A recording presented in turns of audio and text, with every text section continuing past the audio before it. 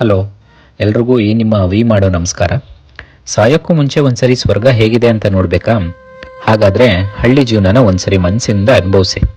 ನಾವಂತೂ ಈ ಹಳ್ಳಿಯಲ್ಲಿರೋ ಅಜ್ಜಿ ಮನೆಗೆ ಬಂದ್ರೆ ಸುಮ್ಮನೆ ಕೂತ್ಕೊಂಡು ತಿನ್ನಕ್ಕಂತೂ ನಮ್ಮ ಮಾಮ ಬಿಡಲ್ಲ. ಎಲ್ಲರ ಹತ್ರ ಸರಿಯಾಗಿ ಕೆಲಸ ಮಾಡಿಸ್ತಾರೆ.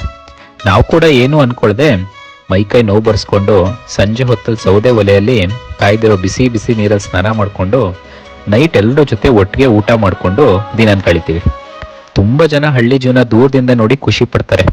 ಆದ್ರೆ ಒಂದ್ಸರಿ ಅದನ್ನ ಹತ್ರದಿಂದ ಅನುಭವಿಸಿ, ನಿಜವಾಗ್ಲೂ ಒಂಥರ ಚೆನ್ನಾಗಿರುತ್ತೆ. ಯಾಕೆ ಹಳ್ಳಿ ಜೀವನನ, ಅಜ್ಜಿ ಮನೆನ ಇಷ್ಟು ಇಷ್ಟಪಡ್ತೀರಾ ಅಂತ ಕೇಳಿದ್ರೆ ನನ್ನ ಹತ್ರ ಇರೋದು ಒಂದೇ ಉತ್ತರ, ಅದು ನೆಮ್ಮದಿ. ಇಲ್ಲಿ ಅನುಕೂಲತೆಗಳು ಕಡಿಮೆ ಇದ್ರೂ ನೆಮ್ಮದಿ ಮಾತ್ರ ಹೆಚ್ಚಾಗೇ ಇದೆ.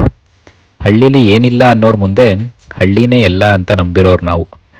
ಸಿಟಿಲಿ ಕಣ್ಣೀರ್ ಹನಿ ಹಾಕೊಂಡು ಬದುಕೋಕ್ಕಿಂತ ಹಳ್ಳಿಲಿ ಬೆವ್ರ ಹನಿ ಹಾಕೊಂಡು ಬದುಕೋದೆ ಒಳ್ಳೇದಲ್ವಾ? ಒಂದ್ಸರಿ ಹಳ್ಳಿ ಜೀವನ ಅನುಭವಿಸಿ. ಊಟದಲ್ಲಿ ರುಚಿ ಹುಡ್ಕೋ ನಾವು ಊಟನೇ ದೇವರು ಅಂತ ಅನ್ಕೋತೀವಿ. ನನ್ನ ಮಾತು ಸರಿ ಅನ್ಸಿದ್ರೆ ಒಂದು ಲೈಕ್ ಮಾಡಿ, ಹಾಗೆ ಕಮೆಂಟ್ ಮಾಡಿ. ಇದೇ ಥರ ವೀಡಿಯೋಸ್ಗೆ ನಮ್ಮ ಪೇಜ್ನ ಫಾಲೋ ಮಾಡಿ, ಹಾಗೆ ಸಪೋರ್ಟ್ ಮಾಡಿ.